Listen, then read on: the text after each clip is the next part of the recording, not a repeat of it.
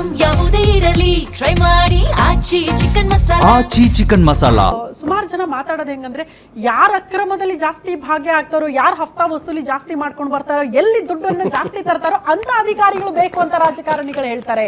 ಅಂಥವ್ರನ್ನೇ ಕರ್ಕೊಂಡು ಬರ್ತಾರೆ ದುಡ್ಡು ಮಾಡೋದಕ್ಕೆ ಅಂತ. ನಿಜಾನ? ನೋಡಿ 100%. ಈಗ ನೋಡಿ ಒಂದು ಕ್ಲಾಸಿಕ್ ಎಕ್ಸಾಂಪಲ್, ಈಗ ಒಂದು 4-5 ದಿವಸ ಹಿಂದೆ ರಾಜಸ್ಥಾನಕ್ಕೆ ಒಬ್ಬ ಲೇಡಿ ಸಬ್ ಇನ್ಸ್ಪೆಕ್ಟರ್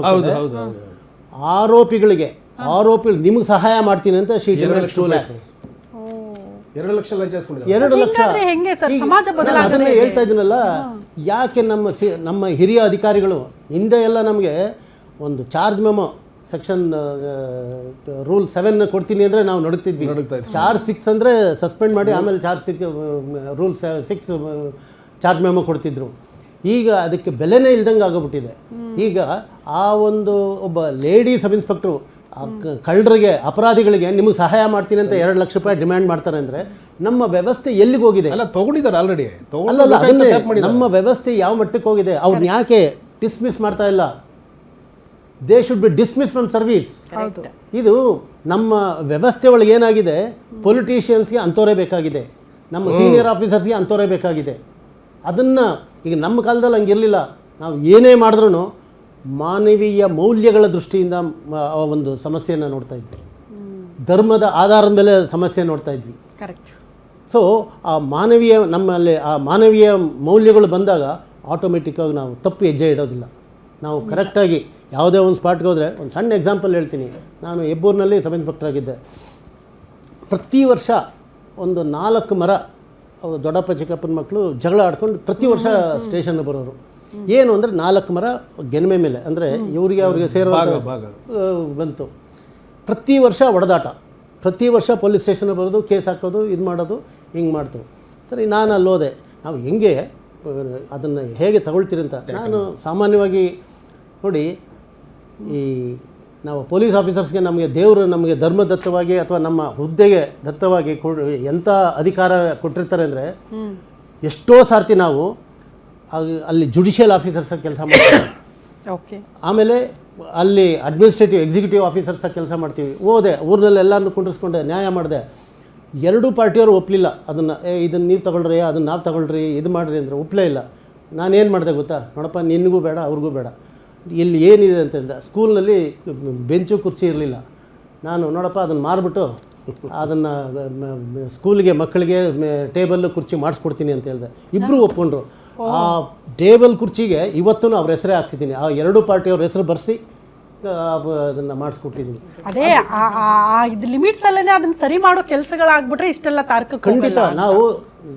ನಾನು ಹೇಳಿದ್ನಲ್ಲ, ಮಾನವೀಯ ಮೌಲ್ಯಗಳಿಂದ ನಾವು ದೃಷ್ಟಿ ಹರಿಸಿದ್ರೆ, ಈವನ್ ಏನು ಈ ಇನ್ಸಿಡೆನ್ಸಸ್ ನಡೆದಿದೆ, ಅವರು ಖಂಡಿತ 100% ಹಿಂದೆ ಪೊಲೀಸ್ ಸ್ಟೇಷನ್ ಬಂದಿರ್ತಾರೆ.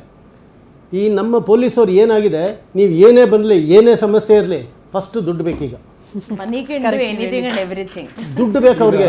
ನಿಮಗೆ ಸಮಸ್ಯೆ ಸ್ಟೇಷನಲ್ಲಿ SHO ಆ ಸ್ಟೇಷನ್ ಇನ್ಚಾರ್ಜ್, ಆ ಸ್ಟೇಷನ್ ಇನ್ಚಾರ್ಜ್ ಪೊಲೀಸರು ಹೆಂಗೆ ಹೇಳ್ತಾರೆ ಹಂಗೆ ಕೇಳ್ತಾರೆ ಅವರು.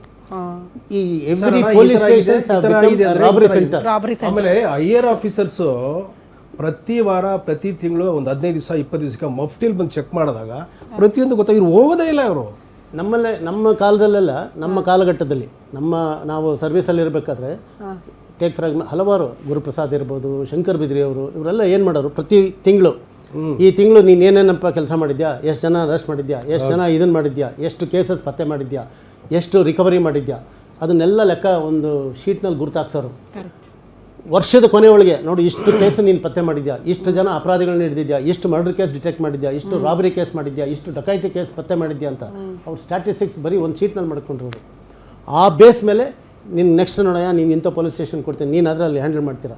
ಆಮೇಲೆ ಇತ್ತೀಚಿನ ದಿನಗಳಲ್ಲಿ ಈ ಹ್ಯೂಮನ್ ರೈಟ್ಸ್ ಅಂತ ಹೇಳಿ ಒಂದು ಆರ್ಗನೈಸೇಷನ್ ಏನಿದೆ, ಅವರು ಅತಿಯಾದ ಅತಿಕ್ರಮಣ ಮಾಡ್ತಾ ಇದ್ದಾರೆ ಈ ಪೊಲೀಸರ ಮೇಲೆ, ಪೊಲೀಸ್ ಇದರ ಮೇಲೆ. ಈ ಸಮಾಜದಲ್ಲಿ ಒಂದು 100 ಜನ ಇದ್ದಾರೆ ಅಂದರೆ, 100% ಇದ್ದಾರೆ ಅಂದರೆ 1% ಮಾತ್ರ ಕ್ರಿಮಿನಲ್ಸ್ ಇರೋದಷ್ಟೇ. ಇನ್ನು 99% ಕಾನೂನಿಗೆ ಧರ್ಮಕ್ಕೆ ಭಯ ಬಿದ್ದು ಬದುಕುವಂತಾರೆ 99% ಜನ ಇರೋದು. ಆ 1% ಜನನ ಕಂಟ್ರೋಲ್ ಮಾಡೋದಕ್ಕೇ ಪೊಲೀಸ್ ಇಲಾಖೆ ಇರೋದು. ಆ 1% ಜನನ ನಾವು ಕಂಟ್ರೋಲ್ ಮಾಡಲಿಲ್ಲ ಅಂದರೆ we are unfit to be police officers. Yes sir, ವಾಪಸ್ ಬರ್ತೀನಿ.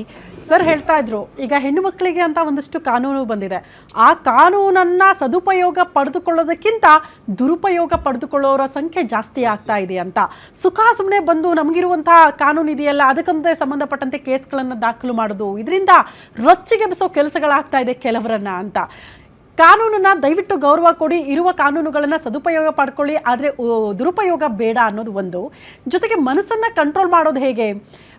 ತುಂಬ ಜನ ಕೆಟ್ಟದಕ್ಕೆ ವಾಲ್ತಾ ಇರೋದಕ್ಕೆ ಕಾರಣ ಏನು? ಯಾಕಷ್ಟು ಪರಿಣಾಮ ಬೀರ್ತಾ ಇದೆ? ಯಾಕೆ ಯುವ ಸಮೂಹವನ್ನು ಆ ಕಡೆ ಸೆಳೆಯೋ ಪ್ರಯತ್ನಗಳಾಗ್ತಾ ಇದೆ? ಟೆಕ್ನಾಲಜಿ ಮುಂದುವರೆದಂತೆಲ್ಲ ನಮ್ಮ ಯುವ ಸಮೂಹ ದಾರಿ ತಪ್ತಾ ಇರೋರ ಸಂಖ್ಯೆ ಜಾಸ್ತಿ ಆಗ್ತಾ ಇದೆಯಲ್ಲ ಅನ್ನೋದೇ ವಿಪರ್ಯಾಸದ ಸಂಗತಿ.